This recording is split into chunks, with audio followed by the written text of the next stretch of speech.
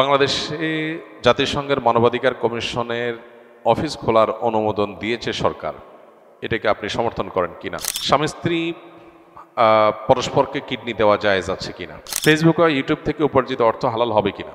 শিশুদের বদনজর থেকে মুক্ত রাখার উপায় কি? মব সম্পর্কে ইসলাম কি বলে? বিয়ের আগদের সময় খেজুর ছিটানো কি সুন্নাহ? শুধুমাত্র কন্যা সন্তান অথবা কেবল পুত্র সন্তান লাভের জন্য কোনো বিশেষ আমল বা দোয়া আছে কিনা? শুধু কন্যা বা শুধু পুত্র সন্তানের জন্য আলাদা কোনো দোয়া আমার জানা নেই। আমাদের মুসলিম ধর্মের রীতি অনুযায়ী যে বিবাহ হয় তা হালাল, কিন্তু অন্য ধর্মের বিবাহ এবং তাদের সম্পর্ক এটা কি জিনার অন্তর্ভুক্ত কিনা এবং তাদের জন্ম দেওয়া সন্তান বৈধ কিনা? প্রথম কথা হলো, কোনো মানুষ যখন ইসলাম গ্রহণ না করে, কোনো মানুষ যখন বেঈমান হয়, অমুসলিম হয়, কাফির হয়, তখন তার জন্য তো আর হালাল হারামের কিছু নেই। যে ভর্তি হয়নি তার পাশ ফেলের প্রশ্নই ওঠে না। ঠিক একইভাবে কোনো মানুষ যখন ইমানদার হয় তখন তার জন্য হালাল হারামের বিধান প্রযোজ্য হয়। কেউ যখন মুসলমানই না, অন্য ধর্মাবলম্বী, তখন তার সম্পর্ক হালাল বা হারাম এর কোনোটার সাথে সম্পৃক্ত করার প্রশ্নই ওঠে না। সন্দেহাতীতভাবে শরিয়ার দৃষ্টিকোণ বিবেচনা করলে সেটা অবৈধ এবং হারাম। তবে কেউ যদি অমুসলিম অবস্থায়, স্বামী স্ত্রী উভয়ে অমুসলিম ছিলেন, এরপরে তারা ইসলামে দীক্ষিত হয়েছেন, যেমনটি সাহাবা একরামের সময় হয়েছে। বহু সাহাবীরা একসময় তারা অমুসলিম ছিলেন, পরবর্তীতে তারা ইসলাম গ্রহণ করেছেন। যখন ইসলাম গ্রহণ করেছেন তখন তাদের যে বিবাহের উপরে তারা অটল অবিচল ছিলেন সেটার উপরে তারা অটল অবিচল থেকেছেন। ইসলাম গ্রহণ করার ফলে তাদেরকে বিচ্ছেদ করে দেওয়া হয়নি এবং নতুন করে তাদেরকে আকদ সম্পন্ন করা হয়নি সাহাবীদেরকে, যেহেতু উভয়ে ইসলামে দীক্ষিত হয়েছেন। অতএব ইসলামের পূর্বের যে বিবাহ শাদী বা ইসলাম ধর্ম যারা অনুসরণ করছে না তাদের যে বিবাহ শাদী, তাদের ধর্মমতে সেটা যদি বিশুদ্ধ হয়ে থাকে তো সেটি তাদের কাছে বিশুদ্ধ হতে পারে, বাট শরিয়ার দৃষ্টিকোণ থেকে সেগুলো কোনোটাই সঠিক বা শরিয়া সম্মত বিবাহ না। শরিয়া সম্মত বিবাহ যদি না হয় তাহলে সেক্ষেত্রে শরিয়ার দৃষ্টিকোণ থেকে বিবাহের যে বিধিবিধান সেগুলো সাধারণত কার্যকর হয় না। বাট কেউ যদি কোনো ধর্মের, বিশেষ করে আসমানি কোনো দিনকে অনুসরণ করে যদি বিবাহ শাদী করে, সে তার ধর্মের অনুসরণ করে, তাহলে সেক্ষেত্রে তিনি তার ধর্ম অনুসরণ করলেন এবং স্বামী স্ত্রী উভয় যদি ইসলাম গ্রহণ করে ফেরত চলে আসেন তাহলে নতুন করে তাদেরকে আর আকদ সম্পন্ন করতে হবে না। আমাদের দেশে এসএসসি, এইচএসসি এবং দাখিল আলেম এই সমস্ত পরীক্ষাগুলোকে ঘিরে যেই পরিমাণ উন্মাদনা তৈরি হয় এবং যে পরিমাণ আবেগ এবং মানুষের আশা আকাঙ্ক্ষার আনন্দ উচ্ছ্বাস এগুলোর ছড়াছড়ি যে পরিমাণ দেখা যায় সেটা আসলে অনাকাঙ্ক্ষিত। একটা মানুষের জীবনে একটা পরীক্ষা এত গুরুত্বপূর্ণ নয় যত গুরুত্বপূর্ণ এটাকে আমরা করে ফেলেছি। আমরা এটাকে যত বড় করে ফেলেছি, বিষয়টা আসলে এত বড় নয়। যে কোনো অর্জন মানুষের আনন্দের কারণ হয়, কিন্তু আনন্দের আতিশয্য এটা যদি সকল সীমা ছাড়িয়ে চলে যায় বা এটা যদি অনেক বেশি হয়ে যায় তাহলে সেটা আমাদেরকে আমাদের ভেতরকার বস্তুবাদের প্রতি আমাদের যে আসক্তি আছে সেটাকে খুব বড় করে দেখায় এবং ইঙ্গিত করে। একজন মুসলমানের কাছে দুনিয়ার কোনো অর্জন এটা অনেক বড় অর্জন হতে পারে, তাই বলে সেটার কারণে সে একেবারে আনন্দে জান্নাত পেয়ে গেছি ভাবে সে আত্মহারা হয়ে যাবে, এটা হতে পারে না। এখন দেখা যায় যে অনেক মা বাপ, অনেক ছেলে মেয়েরা ভালো কিছু করতে পারলে খুশির চোটে তারা এমন ভাব প্রকাশ করে যেন তারা জান্নাত পেয়ে গেছে। ইমানদারের চূড়ান্ত সুখ বা খুশি হবে জান্নাতে যাওয়ার পর। আল্লাহ তাআলা বলেছেন, ফামান যুহযিহা আনিন নারি ওয়া উদখিলাল জান্নাতা ফাকাদ ফাজ। যে ব্যক্তিকে জাহান্নাম থেকে মুক্ত করে দেয়া হবে এবং জান্নাতে প্রবেশ করায় দেওয়া হবে, সে চূড়ান্ত সফল হয়ে গেল। এই লোকটার হাসি হবে নির্মল এবং সবচেয়ে বড় হাসি। এর বাইরে পৃথিবীতে যে কোনো অর্জনের পরে হাসি থাকবে, কিন্তু হাসির পাশাপাশি টেনশনও থাকবে। এসএসসিতে ভালো করেছি দেখে এইচএসসিতে ভালো হবে এমন কোনো কথা নেই। খুশি হয়েছে ঠিক আছে, কিন্তু আত্মহারা হওয়ার কিচ্ছু নেই। আবার আরেকজন খারাপ করেছে তাই বলে তার সব শেষ হয়ে গেছে এমনও নয়। সে এখানে খারাপ করেছে, আর জায়গায় হয়তো ভালো করবে। কত এসএসসিতে খারাপ করা মানুষ জীবনে কত বড় কিছু করেছে। আবার অনেক এসএসসিতে ভালো করা মানুষ রাস্তা রাস্তায় ঘুরেছে। সো এত আনন্দে আত্মহারা হওয়ার কিছু নাই, আবার এত বেদনায় ভেঙে পড়ারও কিছু নাই। এটার সাথে ইমানের সম্পর্ক সুগভীর। আল্লাহর প্রতি যদি কারোর বিশ্বাস থাকে, আস্থা থাকে, ভরসা থাকে, তাহলে সেক্ষেত্রে সে এই ব্যালেন্সের নীতিটাকে অনুসরণ করে চলতে বাধ্য। কারণ আল্লাহ কোরআনে বলেছেন, ওয়াসা আন্তাকরাহু শাইআন ওয়া খায়রুল লাকুম। আমাদের কাছে মনে হচ্ছে খারাপ, কিন্তু সেখানে হয়তো কোনো ভালো লুকায়িত আছে। আবার হতে পারে কোনো কিছু আমার কাছে ভালো মনে হচ্ছে, হতে পারে সেখানে কি আছে, খারাপ লুকায়িত আছে। এই জন্য কোনো পাবলিক পরীক্ষা হোক বা অন্য কোনো পরীক্ষা হোক, এই সমস্ত পরীক্ষা বা যে কোনো অর্জনে আমরা খুশি হব, শুকরিয়া আদায় করব, আল্লাহর আনন্দ প্রকাশ করব, সন্দেহ নাই, কিন্তু সেটা মাত্রাতিরিক্ত যেন না হয়।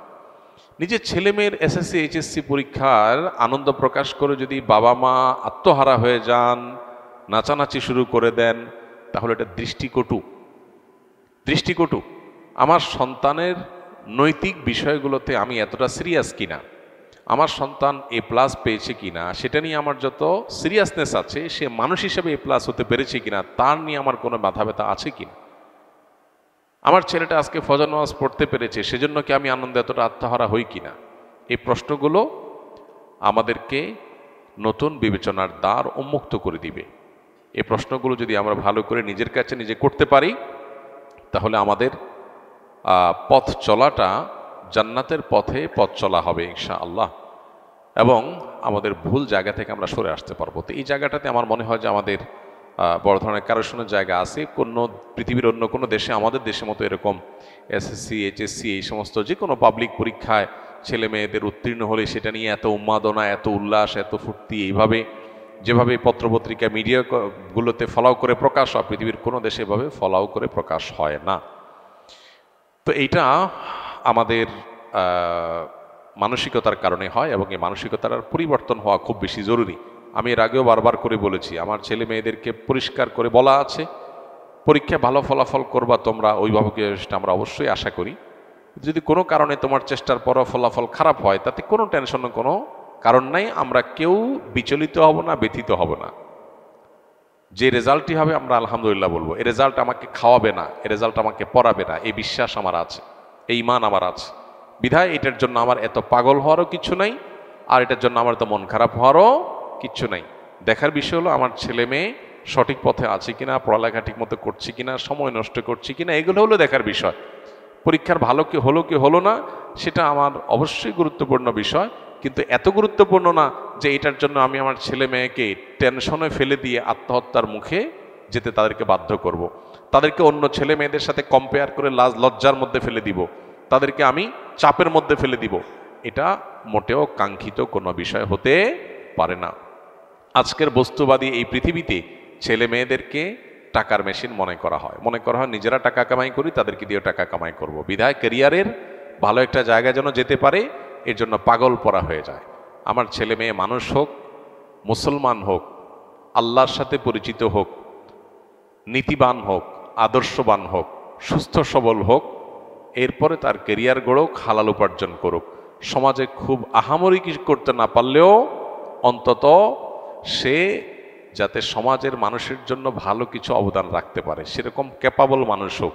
এটা হবে আমাদের স্বপ্নের জায়গা। এখন আমাদের স্বপ্নের জায়গা হলো ছেলে মেয়েকে ডাক্তার ইঞ্জিনিয়ার হইতে হবে, বড় অফিসার হইতে হবে, টাকা পয়সা কামাই করতে হবে, ভালো মানুষ, নেককার, মোত্তাকি, পরহেজগার, ইমানদার, নিষ্ঠাবান, এগুলো হলো কি হলো না ডাজ নট ম্যাটার। এই জন্যই সমাজের দুরবস্থা। উচ্ছন্ন গেছে কি এমনি। নীতিবান মানুষের সংখ্যা কেন কমে যাচ্ছে, কেন স্বার্থপর শিক্ষিতের সংখ্যা বাড়ছে? কারণ আমাদের নিজেদের মধ্যে পরিবারগুলোতে এগুলোর চর্চা নাই। এজন্য এই এসএসসি এইচএসসি কিংবা দাখিল আলিম পরীক্ষার ফলাফল প্রকাশ হওয়ার পর আমাদের পরীক্ষার ফলাফল তো প্রকাশ হয় না, আমাদের মানসিকতার প্রকাশ ঘটে। আমাদের মানসিকতার প্রকাশ ঘটে যায় যে আমরা আসলে কোন মানসিকতা লালন করি। আল্লাহ তাআলা আমাদেরকে সংশোধন হওয়ার তৌফিক দান করুন। বাংলাদেশে জাতিসংঘের মানবাধিকার কমিশনের অফিস খোলার অনুমোদন দিয়েছে সরকার, এটাকে আপনি সমর্থন করেন কিনা? আমি তো অনেক পরের বিষয়, আমার জানা মতে বাংলাদেশে জাতিসংঘের মানবাধিকার কমিশনের অফিস খোলার বিষয়ে সর্বস্তরের ওলামায়ে কেরাম, দেশপ্রেমিক নাগরিক, দেশের সচেতন নাগরিক সমাজ সবাই শুরু থেকে এটার বিরোধিতা করে আসছে। কেন বিরোধিতা করে আসছে? আপাত দৃষ্টিতে আমাদের কাছে মনে হয় জাতিসংঘের মানবাধিকার কমিশনের অফিস খুললে এটা তো ভালো, আমাদের দেশে মানবাধিকার প্রতিষ্ঠা হবে, এটা খারাপ কি? আদতে বিষয়টা এত সহজে বোঝার মতো বিষয় নয়। জাতিসংঘের সদস্য যে দেশগুলো আছে, প্রায় 200-র কাছাকাছি সদস্য দেশ আছে জাতিসংঘের। এই 200 বা 200-র কাছাকাছি দেশের মধ্যে মাত্র 16টি দেশে এ ধরনের অফিস আছে। এর মধ্যে বেশিরভাগ দেশগুলো আমরা দেখি আফ্রিকাতে, অথবা এমন কোনো অঞ্চলে যেখানে হয় সেখানে যুদ্ধ চলছে আর না হলে গৃহযুদ্ধ চলমান। এরকম দেশগুলোতে সাধারণত এই অফিসগুলো হয়ে থাকে। সেটা আমাদের দেশে হওয়াটা আমাদের জন্য একরকম অপমানজনক। দ্বিতীয়ত, আমাদের আশেপাশে বিভিন্ন দেশ আছে, আমরা দেখি পাকিস্তান, ভারত, চায়না, মায়ানমার, বহু দেশ আমাদের আশপাশে আছে। আশপাশে কোনো দেশে অফিস নাই, আমার দেশে কেন হতে যাবে? সবচেয়ে বড় বিষয় হলো যে জাতিসংঘের মানবাধিকারের যে সংজ্ঞা, সেই সংজ্ঞা কি সার্বজনীন কিনা? তারা মানবাধিকার বলতে যা বুঝায়, এদেশের মানুষের মূল্যবোধ, এদেশের মানুষের কৃষ্টি কালচার, এদেশে মানুষের যে চিন্তা ভাবনা, সেটার সাথে তাদের সেই মানবাধিকারের সংজ্ঞার কোনো মিল আছে, নাকি এর মধ্যে কোনো বড় ধরনের ফরাক এবং তফাত আছে? তারা মানবাধিকার বলতে যা বোঝায় সেটা কি গোটা পৃথিবীতে সব মুসলমানরা, ধর্মপ্রাণ মানুষরা বিশ্বাস করেন, ধারণ করেন, লালন করেন? এর উত্তর হলো না। অনেক ক্ষেত্রেই তারা মানবাধিকার বলতে, সব ক্ষেত্রে যে অমিল আছে তা বলছি না আমি, অনেক ক্ষেত্রেই তারা মানবাধিকার বলতে যা বোঝায় সেটাকে আমরা মানবাধিকার বলতে তা বুঝি না। যেমন তারা সমকামিতাকে মানবাধিকারের বিষয় মনে করে, অথচ এটা আমাদের দেশে প্রচলিত আইনে অপরাধ। যেটা আমাদের দেশে প্রচলিত আইনে অপরাধ, জাতিসংঘ সেরকম একটা অপরাধ কর্ম করছে এমন একজন ব্যক্তিকে এদেশে প্রতিনিধি হিসাবে নিযুক্ত করবার জন্য এগ্রিমো চেয়ে পাঠিয়েছে। এটা আমাদের জন্য অত্যন্ত অপমানজনক একটা ব্যাপার। একটা দেশে একটা জিনিস যখন আইনে অপরাধ হিসাবে বিবেচিত আছে, দণ্ডনীয় অপরাধ হিসাবে উল্লেখ করা আছে, সেই বিষয়টা লঙ্ঘন করা হবে অফিসিয়ালি, সেটা অন্য কোনো দেশে একজন করছে সেটা একটা বিষয়, কিন্তু এই দেশে এসে করবে তার পার্টনার সাথে, সমকামী পার্টনারকে সাথে নিয়ে আসবে এমন একজন প্রতিনিধিকে নিযুক্ত করার জন্য চিঠি পাঠানো, এটা হলো একটা দেশের মূল্যবোধ, একটা দেশের প্রচলিত আইনের প্রতি চরম অপমান এবং বৃদ্ধাঙ্গুলি দেখানো। এরকম একটা অপেশাদার কাজ এ ধরনের একটা সংস্থা করতে পারে, সেটা আসলে কল্পনা করা যায় না। এটা একটা বিষয়। আর এই যে অফিস খোলার বিষয়টা, সেটা যেটা বলছিলাম যে যখন এদেশে গুম খুন হয়েছে, তখন এদেশে জাতিসংঘের এই মানবাধিকার কমিশন কোথায় ছিল? তখন অফিস করার ব্যাপারটা বরং বেশি প্রাসঙ্গিক বলা যেত। এখন এই মুহূর্তে এসে তাদের অফিস খোলার কার্যক্রম কি হতে পারে? তারা যদিও সুনির্দিষ্ট কিছু কাজের কথা বলছেন, এর বাইরে কাজ করবেন না, সুনির্দিষ্ট সময় বেশি কাজ করবেন না, কিন্তু আমাদের অভিজ্ঞতা বলে যে সমস্ত দেশগুলোতে তারা কাজ করেছেন, সে সমস্ত দেশগুলোতে সাধারণত কোনো সমস্যার সমাধানের চাইতে নতুন করে আরো বহু সংকটের জায়গায় তৈরি হওয়ার নজির আছে। মাটিতে মানুষগুলো মরে শেষ হয়ে গেল, শিশুরা অনাহারে শেষ হয়ে যাচ্ছে, এবং ত্রাণের জন্য বা খাবারের জন্য সিরিয়াল দ্বারা মানুষগুলোকে মেরে শেষ করে ফেলা হচ্ছে, হসপিটালগুলোকে মাটির সাথে মিশিয়ে দেওয়া হচ্ছে, ডাক্তারদেরকে গুলি করে হত্যা করা হচ্ছে। সেখানে এদের অফিস কার্যক্রম করছে, কার্যক্রম করে কি ভূমিকাটা তারা পালন করতে পেরেছে, কোন মানুষের রক্ত তারা থামাতে পেরেছে? অতএব আমার দেশে তারা কি করবে? তারা এদেশে এসে সমকামিতা সহ যে সমস্ত বিষয়গুলো এদেশে মানুষের চোখে অপরাধ, সেই জিনিসগুলোকে তারা নর্মালাইজেশনের জন্য কাজ করবে বলে আমরা প্রচণ্ড রকমের আশঙ্কা করছি। এর বাইরেও এই সমস্ত সংস্থাগুলো পশ্চিমাদের মূল্যবোধকে বিভিন্নভাবে সমাজে প্রতিষ্ঠা করার চেষ্টা করে। অতএব আমরা খাল কেটে এই কুমির আনার পক্ষে কোনো অবস্থাতেই থাকতে পারি না।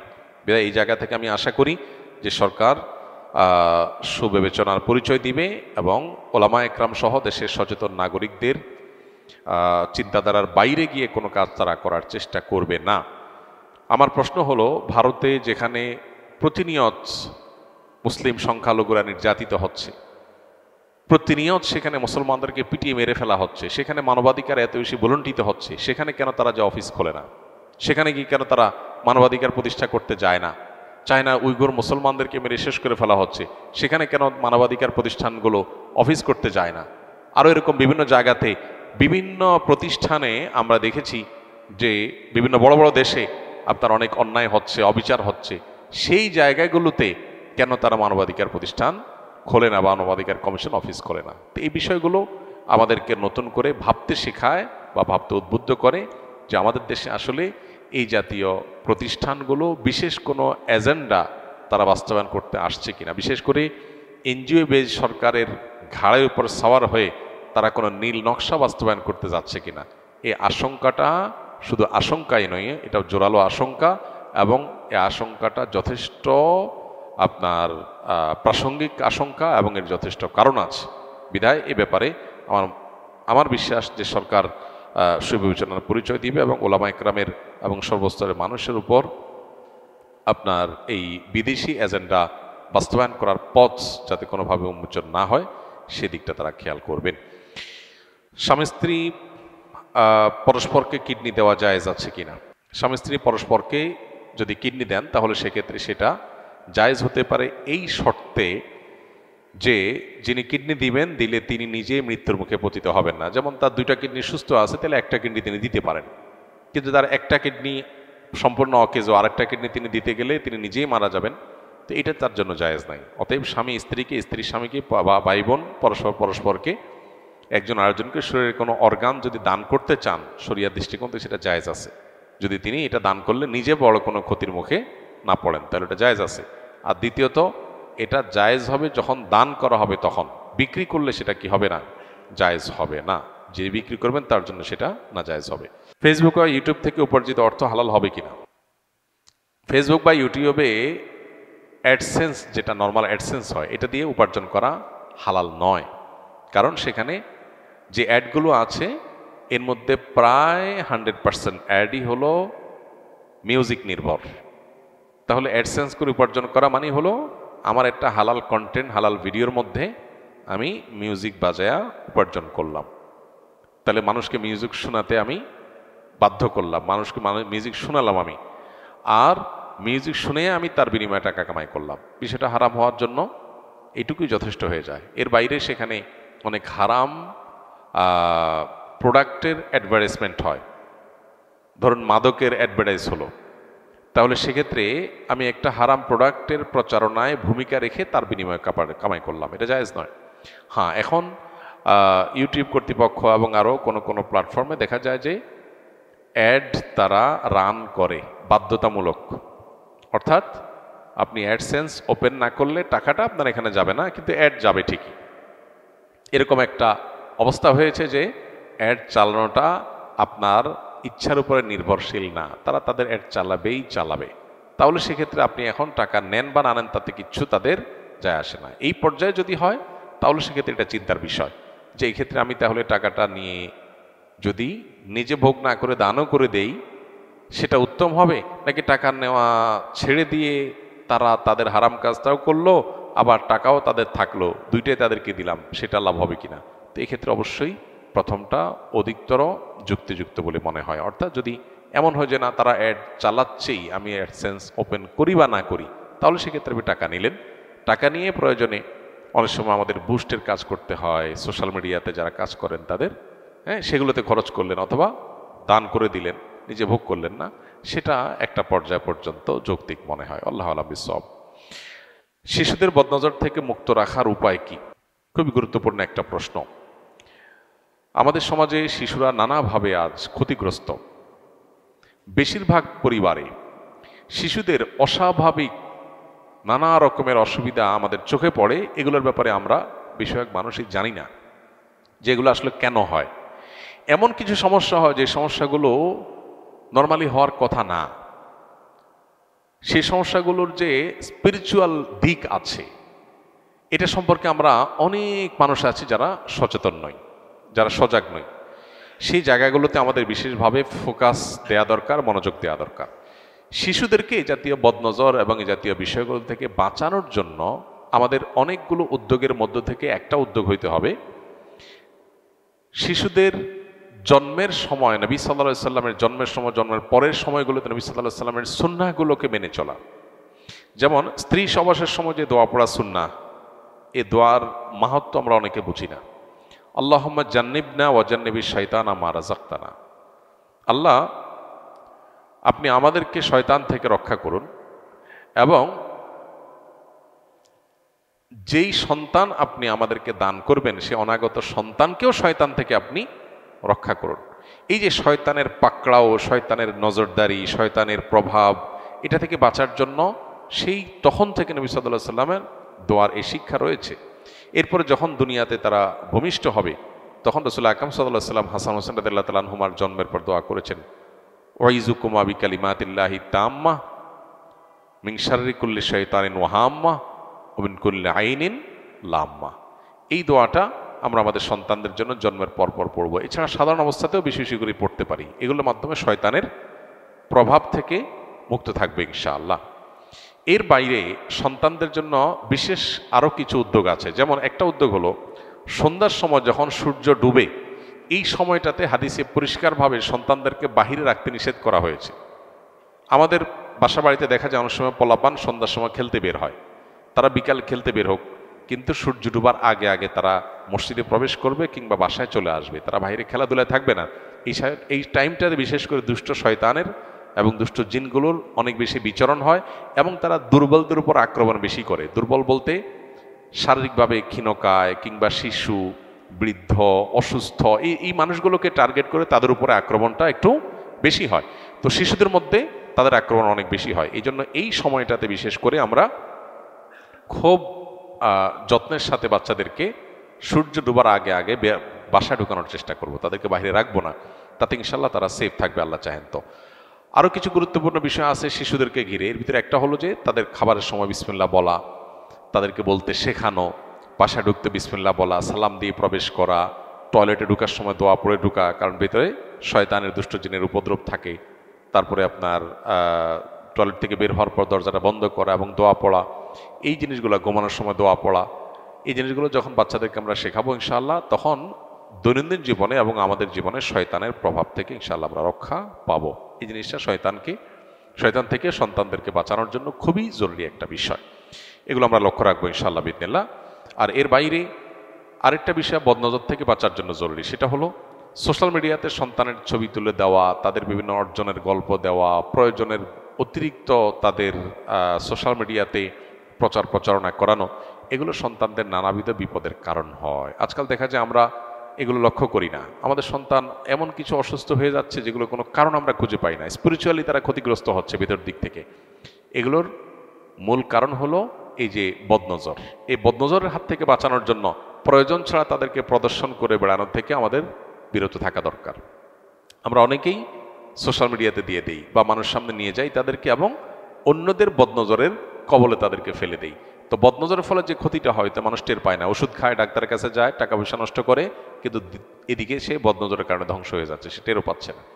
তো এই জিনিসটা আমাদের খেয়াল করা দরকার যে প্রয়োজন ছাড়া সন্তানের বিভিন্ন ভালো দিকগুলোকে বাহিরে প্রকাশ করে বেড়ানো এটা ভালো কোনো বিষয় নয়। এমনকি বাবা মারও বদনজর লাগে যখন সন্তানের কোনো কিছু দেখে মনে হয় যে আমার খুব বেশি অভিভূত হয়ে গেছি, তখন আমাদের সুন্নাহ হলো মাশাআল্লাহ তাবারাকাল্লাহ বলা। মাশাআল্লাহ তাবারাকাল্লাহ যদি বলেন ইনশাআল্লাহ সন্তানের প্রতি বদনজর লাগবে না। মব সম্পর্কে ইসলাম কি বলে? অন্যায় দেখলে কি তাহলে আমরা নির্বিকার থাকব? খুবই গুরুত্বপূর্ণ এবং দরকারি আরেকটা প্রশ্ন। মব নিয়ে এখন অনেক কথা হচ্ছে। ইসলাম আসলে মবকে সমর্থন করে কিনা? যদি সমর্থন না করে তাহলে ইসলাম যে আমাদেরকে নাহি আনিল মুনকার করতে বলে, অসৎ কাজে বাধা দিতে বলে, তাহলে সেক্ষেত্রে সেটা কি মব হবে কিনা? তো এর উত্তর হলো যে মব বলতে যদি বোঝানো হয় আইন হাতে তুলে নেওয়া, কারোর শাস্তি কার্যকর করা, কারোর বিচার কার্য সম্পাদন করা, তো এইটা যদি প্রত্যেকে আনঅথরাইজড ব্যক্তি এবং জায়গা থেকে যদি এটা করতে শুরু করে তাহলে একটা সমাজ বিশৃঙ্খল হয়ে যাবে। এটাকে ইসলাম সমর্থন করে না। বরং যে কোনো মানুষ অন্যায় করলে তাকে যথাযথ বিচারের মাধ্যমে শাস্তি দেওয়ার কথা ইসলাম বলে।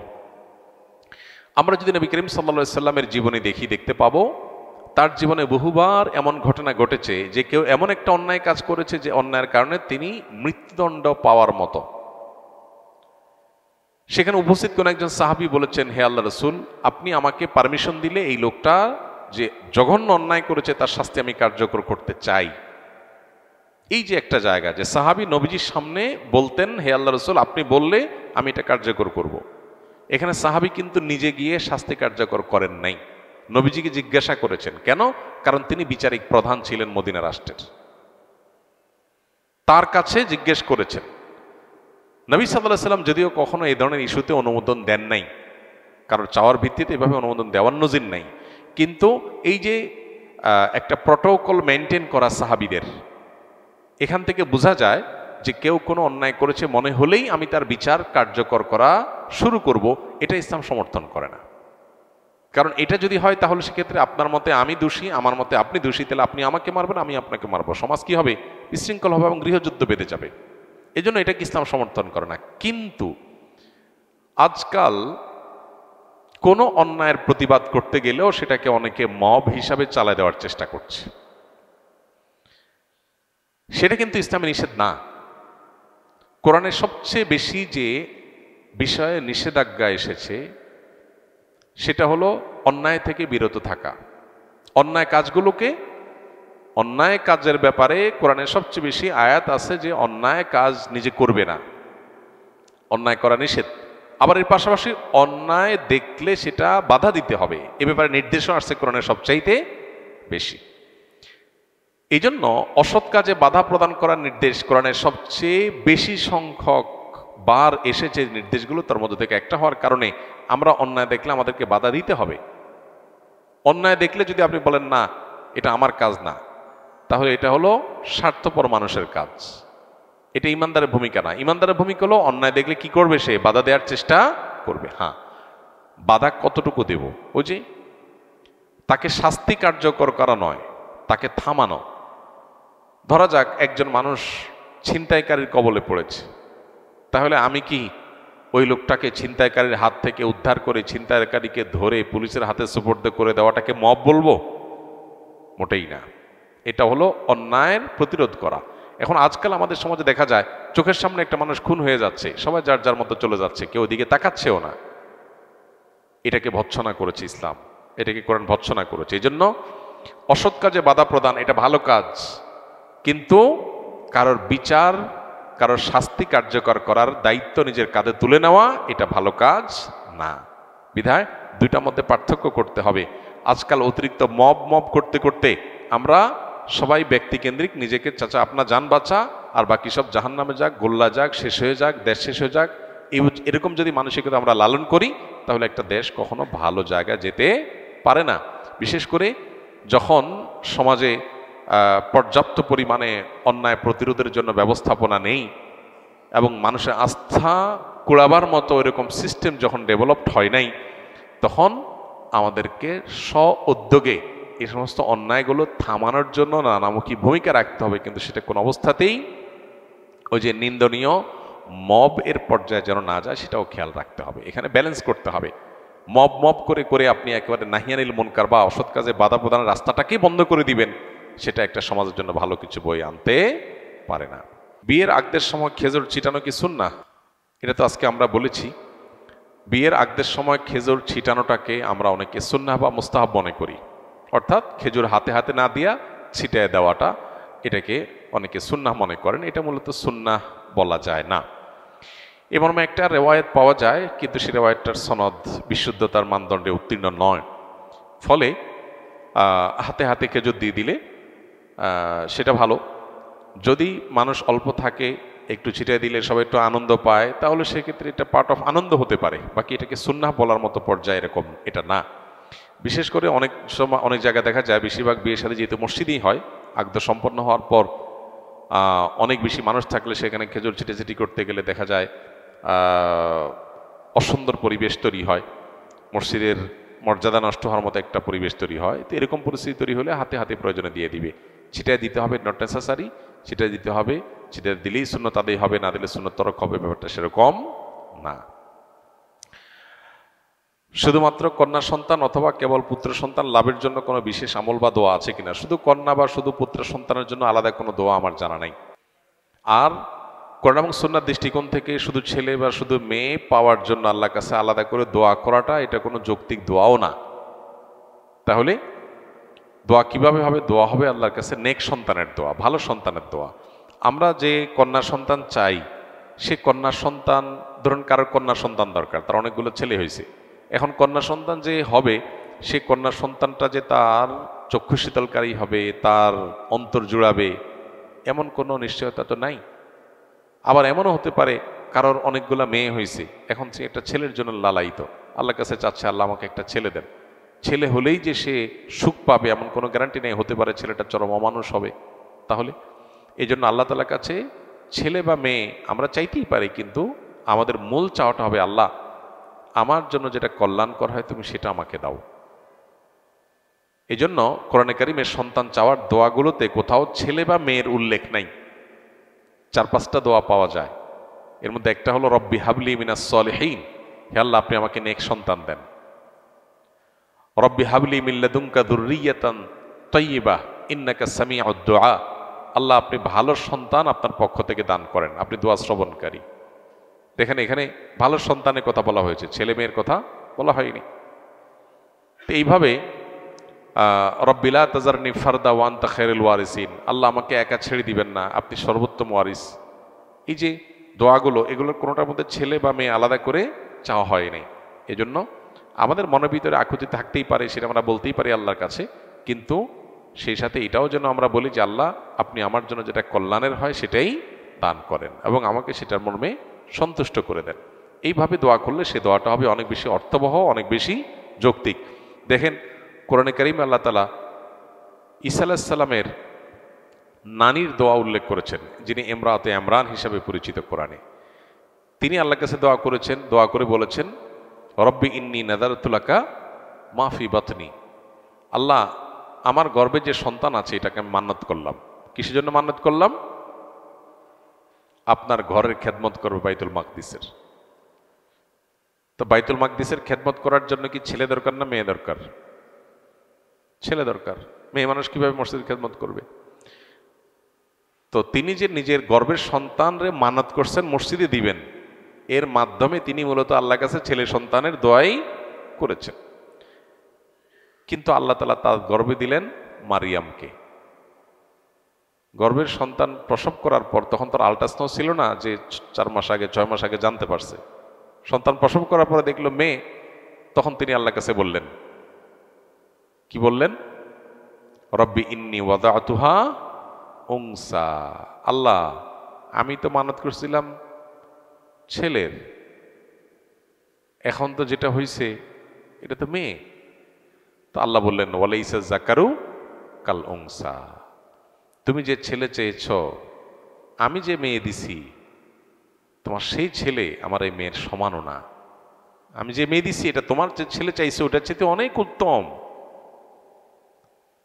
তিনি যে ছেলে চাইছেন সে না হলে মসজিদে আকসার খেদমতি করতো, তো মসজিদে আকসার খেদমত তো কত মানুষ পৃথিবীতে করছে, কিন্তু এমন এক মেয়ে আল্লাহ দিছে যে যার গর্ভে ঈসা আলাইহিস সালামের মতো নবীর জন্ম হয়েছে। তাহলে যা চেয়েছেন তার চাইতে ভালো হয়েছে না খারাপ হয়েছে?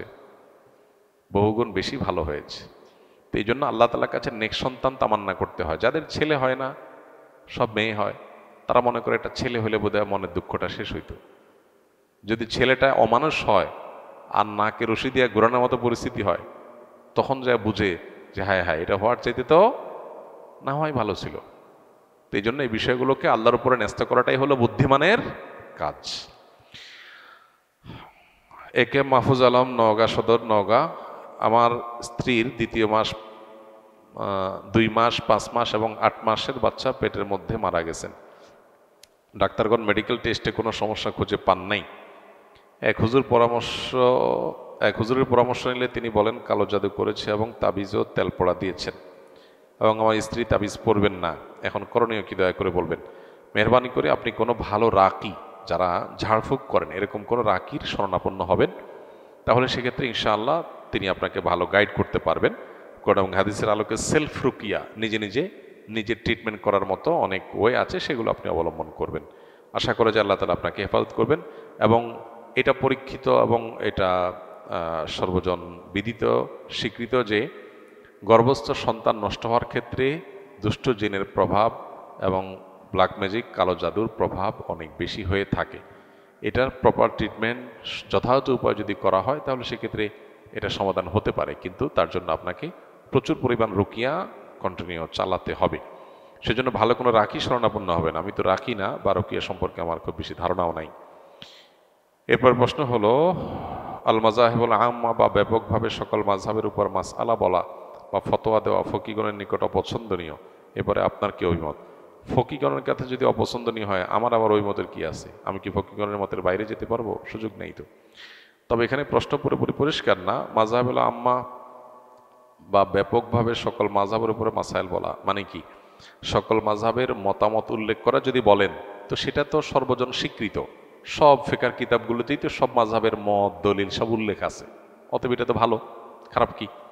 যে এই বিষয়ে এই মত আছে, আরেক মত আছে, এই মতের দলিল এটা, এই মতের দলিল এটা, এগুলো তো বলাই যেতে পারে। এভাবেই তো সব কিতাবে আমাদের ফতোয়ার ফিকহার সব কিতাবগুলোতে এভাবেই আছে যে সব আকওয়াল, সব মতামত, সব মতামতের দলিল এবং যেটা রাজে মনে হয়েছে সেটা তারজি, হ্যাঁ, এভাবেই তো আমাদের আকাবির আসলাফ, আমাদের পূর্বসূরি, আমাদের ফকাহ একরাম এভাবেই তো উল্লেখ করে গেছেন। অতএব তারই ধারাবাহিকতায় আমরা সেটা করতে দোষে কিছু দেখি না। তবে হ্যাঁ, এটা ঠিক যে যদি এমন হয় গণহারে সব মাসআলা আমরা সাধারণ মানুষের কাছে ওপেন রাখলাম, তাহলে সাধারণ মানুষ বিভ্রান্ত হবে, সেটা তো করার সুযোগ নেই।